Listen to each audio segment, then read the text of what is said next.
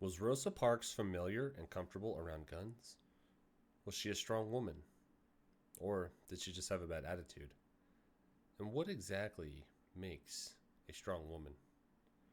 Welcome to the Legacy Father podcast, where we talk about the fathers of innovative, influential, and historical figures. I'm your host, Brandon, and today we're going to talk about civil rights icon Rosa Parks, her estranged father, James McCauley, and her warring grandfather, Sylvester Edwards. Most of you have probably heard of Rosa Parks, whether it was in elementary school or middle school. She was most famous for the bus incident in Montgomery, Alabama, where she refused to sit in the back of the bus where colored people were to sit. However, she did not start her civil rights journey with the bus incident. In fact, she had been involved in several other events prior to this, including 3 previous arrests. And she was a member of the National Association for the Advancement of Colored People, or NAACP. The NAACP is a civil rights organization formed in 1909 as an interracial endeavor to advance justice for African Americans. I don't know about all of you, but as a white guy growing up in suburban Colorado, I had no idea that Rosa Parks was involved in so many other events prior to the bus incident. I thought that was her first and only event. So this was all news to me doing some research for this podcast.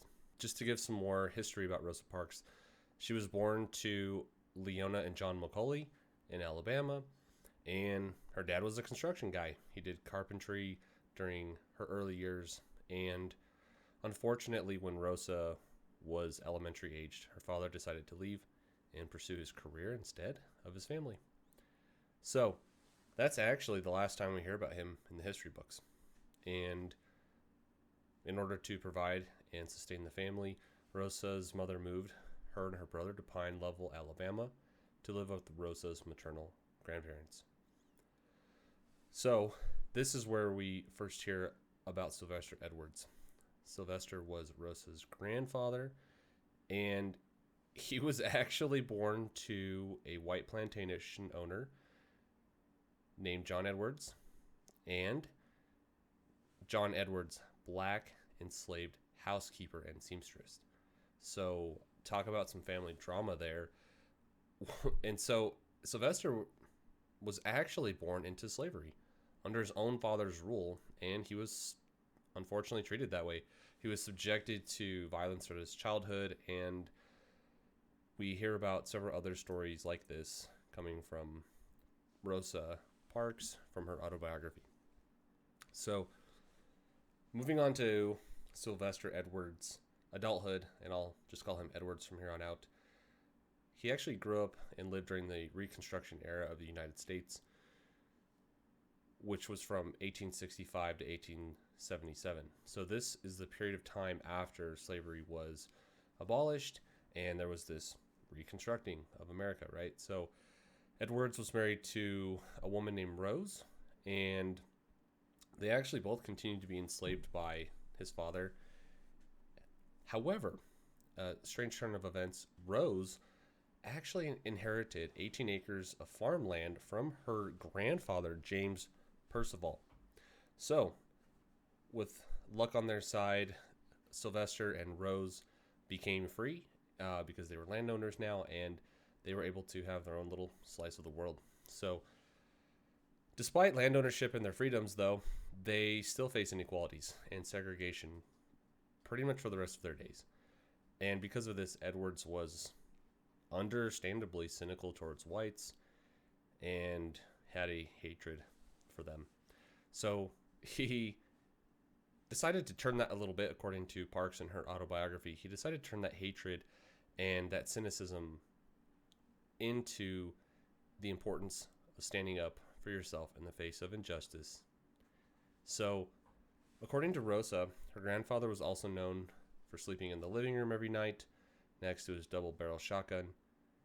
And this was just in case any Klansmen, and yes, that's Klansmen with a K, or other groups of white men were to attack his family, then he would be at the ready. He was the only man in the house, aside from his young grandson and Rosa's brother, who was also named Sylvester. So Being the only man in the house, he knew it was his duty to protect them all. He also had to protect his land and stand up for what he valued the most and what I highly value: freedom. So Rosa also tells us about the numerous guns placed all around the house, so her grandfather would always be prepared for a gunfight. We see this sense of protection from Edwards, which he passed on to Rosa. She tells of another account from her childhood where there was an incident where she had to fight off a young white boy named Franklin. She was approximately 10 years old at the time, and she tells about having to pick up a brick to defend herself, threatening him to move along or else she'll hurt him. And she was able to stave off the boy, but that moment for her was very pivotal, where she was able to stand up for herself and be somewhat self-reliant. And in addition to self-protection and self-reliance, Rosa's grandfather was also very adamant about education. All three of Edward's daughters, including Leona, went to school, and he also instilled the desire of education in Rosa. Rosa went to school in Pine Level, probably elementary school, and then she went to Miss White's Montgomery Industrial School for girls in Montgomery, and that was kind of like a finishing school. So Rosa had education, she had some self-reliance, and after she had grown up, Edwards finally passed away on August 20th, 1923, in Montgomery. He left behind his legacy of justice and righteous defiance, and he instilled these same qualities in Rosa, where his legacy and Rosa's life culminated in the arrest in December 1955.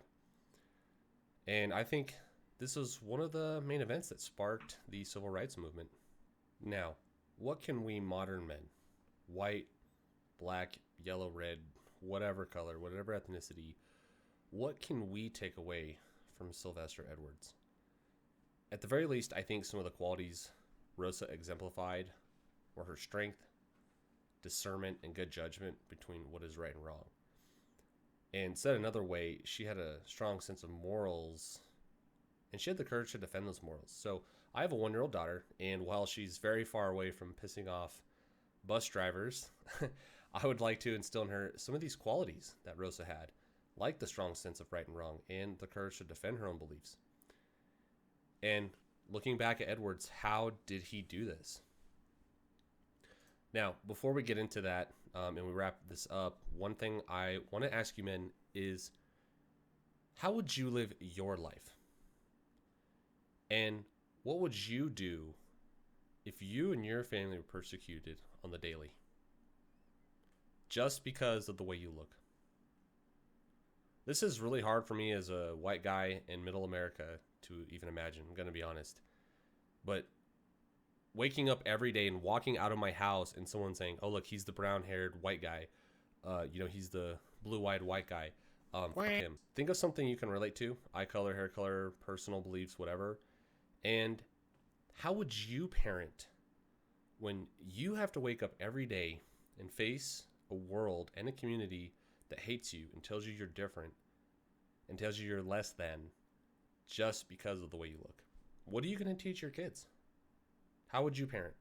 How would you father? So I just think that's an important question to ask ourselves, because it gives us insight and empathy as to why Edwards parented the way he did.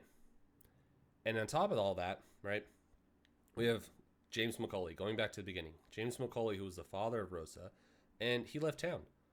So not only is Sylvester parenting 3 daughters, but he also has to worry about his 2 grandkids. And then he has to worry about prejudice on top of all of that. Man, the dude was probably stressed. I wouldn't be surprised if he was an alcoholic or something, man. And if he wasn't, damn. All I have to say is damn. So let's just give an appreciation for this man, for what he was going through. And he was able to produce a daughter, basically, right? We can call her a granddaughter, but a daughter who had such strength about her. So let's look at 4 things that us as men can take away in our fatherhood. Number 1, never leave your family. So this is a takeaway from Macaulay. This is kind of obvious, sort of, right? This applies to long-term and short-term presence with your family. Don't think for a second that the schools or the childcare will raise your family for you. So don't leave your family, whether it's daily or weekly or anything like that, because we need to be diligent all the time. The other one is be congruent with your beliefs.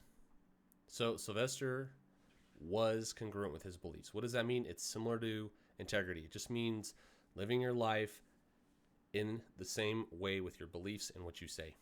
And I think day in and day out, Sylvester reminded his family the difference between right and wrong and that they need to stand up for those things. Number 3, self-reliance. So how did he do that? Guns, right? He had a farm. So he probably raised his own food, I'm betting. He had guns everywhere, and he taught that to Rosa and young Sylvester, that no one's coming for you. No one's coming to feed you. No one's coming to protect you. It's just you. So you have to protect yourself and your loved ones and the things you value on your own.